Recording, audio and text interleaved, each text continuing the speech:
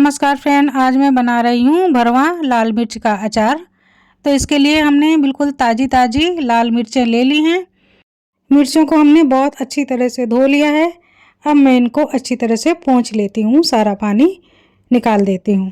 और आज मैं ऐसी मिर्च का अचार बनाऊंगी जिसको धूप की ज़रूरत नहीं है। आप धूप दिखा दें तो ठीक है। तो अभी सर्दी का मौसम चल रहा है, हमारे कंपाउंड में बिल्कुल भी धूप नहीं आ रही है।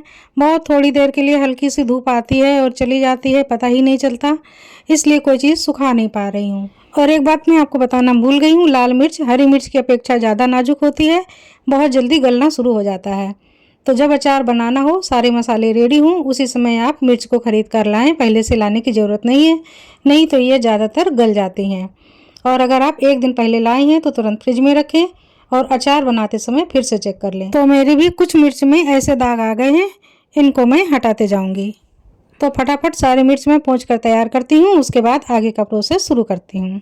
मिर्च के पानी को अच्छी तरह से हमने पोंछ लिया है। अब हम ये जो डंडी वाला भाग है इसको निकाल देंगे। तो नुकीली चाकू आप लें, इससे आसानी से निकल जाएगी इस तरह से। और हाँ, अगर ग्लव्स हैं तो ज़रूर पहन लें।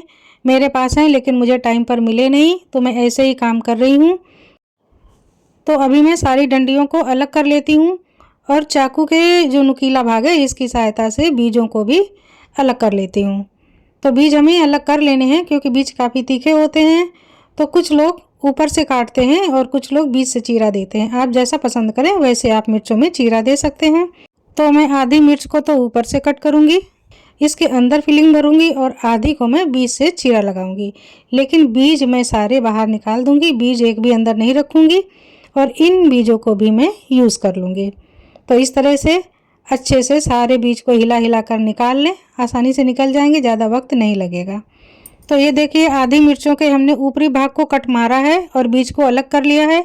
अब जो मिर्चें बची हैं इनको हम बीज से चीरा देंगे। तो डंडियां हम इनकी भी अलग कर देंगे, लेकिन हम इन्हें बीज से चीरेंगे और जितने भी बीज हैं इनको भी निकाल देंगे। मिर्च से सारे बीज और डंडी हमने अलग कर ली हैं, ये देखिए, और इतने सारे बीज निकले हैं। तो इसको रखते हैं साइड में और अब हम मसाला बनाने की तैयारी शुरू करते हैं। एक प्लेट में हम लेते हैं 1 चम्मच हल्दी और 1 चम्मच नमक। तो ये मसालदान वाली जो चम्मच होती है बस उतनी ही हमने हल्दी ले ली और उतना ही हम नमक ले लेते हैं। दोनों को अच्छी तरह से मिक्स कर लेते हैं। अब इस मिक्स किए हुए पाउडर को हम मिलाएंगे मिर्च में, जिससे मिर्चें थोड़ी सी नरम हो जाएं और जब हम मसाले को भरें तो उनमें लचक बनी रहे और मसाला अच्छे से चला जाए, नहीं तो मिर्चें मसाला भरते समय फटने लगती हैं। तो इस तरह से हमने हल्दी नमक को मिर्च में अच्छे से कोट कर दिया है, ये देखिए। और जो बचा हुआ हल्दी और नमक है इसको भी ऊपर से इस तरह से बुरका देंगे। और अब हम ढक कर रख देते हैं 10 से 15 मिनट के लिए। थोड़ी सी नरम हो जाएंगी, हल्का सा इनमें पानी आ जाएगा नमक की वजह से। तो अब इन मिर्चों को हम ढकते हैं और तब तक हम मसाले की तैयारी शुरू करते हैं। एक पैन में हम लेते हैं 1 चम्मच जीरा, आधा छोटा चम्मच कलौंजी और 1 चम्मच ही सौंफ। इन तीनों चीज़ों को हम ले लेते हैं और हल्का हल्का ड्राई रोस्ट कर लेते हैं। तो इनकी नमी निकल जाए और हल्की सी खुशबू आने लगे, उसी समय हम मसालों को उतार लेते हैं। इन मसालों को हमें खड़ा ही रखना है, तो एक प्लेट में निकाल लेते हैं। इन्हें हम पीसेंगे नहीं, साइड में रख देते हैं। फिर से यही पैन चढ़ा देते हैं। अब हम डालते हैं 1 छोटा चम्मच मेथी के दाने, 1 छोटा चम्मच जीरा और 2 छोटे चम्मच सौंफ। इन तीनों चीज़ों को फिर से ड्राई रोस्ट कर लेते हैं। इनकी भी नमी हमें निकालनी है, खुशबू आने लगे वैसे ही हम पैन से हटा देते हैं। तो ये देखिए, फटाफट हमने गैस को बंद कर दिया। बहुत जल्दी मसाले जलने लगते हैं, ओवर कुक ना हो जाए, बात का भी ध्यान रखना होता है। फिर से पैन चढ़ा देते हैं। अब हम डालते हैं 1.5 कटोरी पीली सरसों।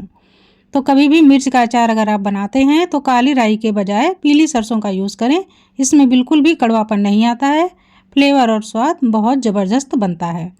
तो पहला सीक्रेट तो ये है कि मिर्चों में हमेशा पीली सरसों का इस्तेमाल करें, बहुत ही बढ़िया टेस्ट देती है।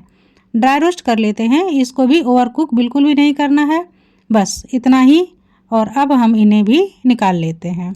अब थोड़ी देर के लिए इनको हम ठंडा करने के लिए ऐसे ही छोड़ देते हैं, करीब 10 मिनट के लिए। 10 मिनट में पूरी तरह से ठंडे हो जाएंगे, उसके बाद में हम पीस लेते हैं। तो मिक्सर के जार में डाल देते हैं और बहुत ज़्यादा बारीक पेस्ट नहीं बनाना है, बस दाने टूट जाएं इतना ही दरदरा सा हमको पाउडर बनाकर तैयार कर लेना है। तो ये देखिए इस तरह से हमने दानेदार पाउडर बनाकर तैयार कर लिया है। पूरे पाउडर को हम निकाल लेते हैं। अब जो हमने पहले मसाले भूने थे, जीरा, कलौंजी और सौंफ को इसी सरसों के मसाले में मिला देते हैं। इसी पैन में हम 400 ग्राम सरसों का तेल डालते हैं या मस्टर्ड ऑयल जिसको हम कहते हैं, और फिर से चढ़ा देते हैं। अच्छी तरह से गरम कर लेते हैं धुआं आने तक।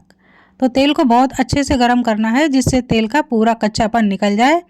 और इधर जो ये हमारे मसाले हैं इनमें हम डालते हैं कुछ सूखे मसाले। तो 1 छोटा चम्मच हम हल्दी पाउडर और 2 छोटे चम्मच हम कश्मीरी लाल मिर्च का पाउडर डाल रहे हैं। और अब हम डाल रहे हैं 2 चम्मच ही आम का पाउडर। आम का पाउडर डालना बहुत ज़रूरी है।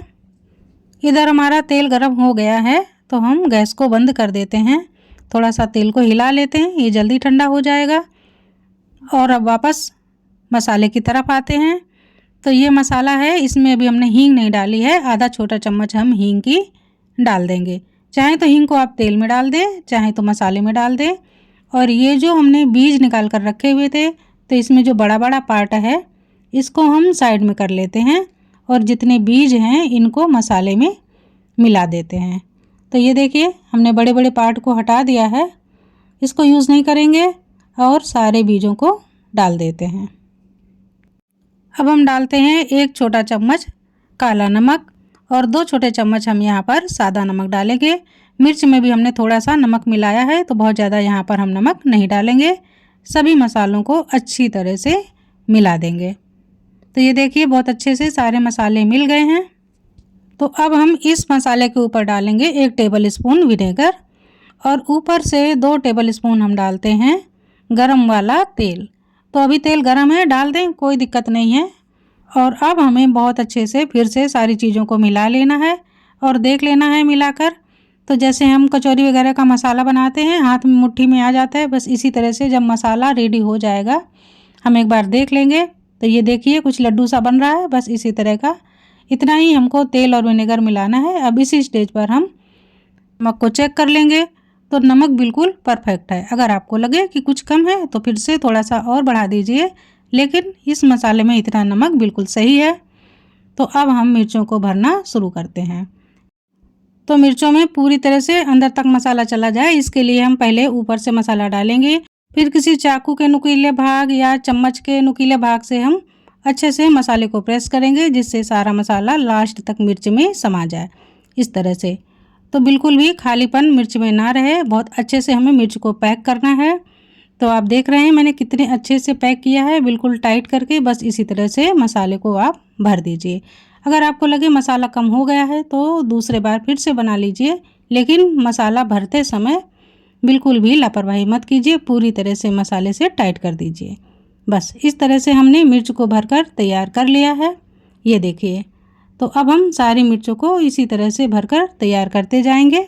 और जिन मिर्चों में हमने बीच से चीरा लगाया था, इन मिर्चों को भी हम इसी तरह से टाइट ही बिल्कुल भरेंगे। पूरी तरह से दबा दबा कर हम मसाले को भर लेते हैं। फ्रेंड, आप हमारा वीडियो कहाँ से देख रहे हैं, आप अपने शहर का नाम लिख सकते हैं, मुझे अच्छा लगेगा। और आप अपनी रेसिपी भी मेरे साथ शेयर किया कीजिए तो मुझे बहुत खुशी होगी। तो ये देखिए हमने सारे मिर्चों को मसाले से भर लिया है। तो मेरा मसाला थोड़ा सा कम हो गया है सिर्फ 1 मिर्च के लिए। तो इस मिर्च को हम क्या करेंगे, बीच से कट कर देंगे और इसी में मिला देंगे। तो कभी कभी ऐसा होता है या तो मसाला थोड़ा सा बच जाता है या तो थोड़ा सा कम पड़ जाता है। कांच की सूखी बर्नी लेते हैं, सारी मिर्चों को बिल्कुल टाइट लगाकर सेट कर देते हैं। ये देखिए एक एक करके हमने मिर्चों को इसीलिए डाला है कि इनमें बिल्कुल भी गैप ना रहे, एक के ऊपर अच्छी तरह से मिर्च को रखते जाएंगे और पूरी बर्नी को इसी तरह से हम भर देते हैं। जितनी मिर्चियाँ आएंगी उतनी हम बर्नी में भर देते हैं। तो इस बर्नी में सारी मिर्चियाँ आ गई हैं। ये देखिए पूरा अचार हमारा एक ही बर्नी में आ गया है। तो जो कुछ बचा कुचा अगर मसाला है तो ये भी आप ऊपर से डाल दीजिए। कभी कभी अचार में मसाला बचता है तो उसको ऊपर से डाल दिया जाता है। तो अब ये जो हमारा तेल है ये पूरी तरह से ठंडा हो गया है, बिल्कुल भी गर्म नहीं है। तो इस पूरे तेल को हम बर्नी में डाल देते हैं। तो ध्यान रहे कभी भी आप तेल डालें तो पूरी तरह से ठंडा हो जाए तब डालें और अचार के बराबर तेल होना चाहिए। तो अभी ये तेल हमको थोड़ा सा कम लग रहा है, बाद में मैं इसमें तेल और बढ़ाऊंगी, क्योंकि जब ये तेल समा जाएगा तो थोड़ा और कम हो जाएगा, तो मुझे सही अंदाज़ा हो जाएगा कि कितना तेल मुझे डालना है। इस अचार में हमने लौंग, काली मिर्च या किसी तरह के गरम मसाले का यूज़ नहीं किया हुआ है, क्योंकि लाल मिर्च की तासीर बहुत गर्म होती है। और ये अचार अब धूप दिखाने की भी ज़रूरत नहीं है। अगर 3-4 दिन आप धूप दिखा दें तो बहुत अच्छी बात है, ये जल्दी तैयार हो जाएगा। और अगर नहीं दिखा पाए तो भी ये बिल्कुल भी ख़राब नहीं होगा।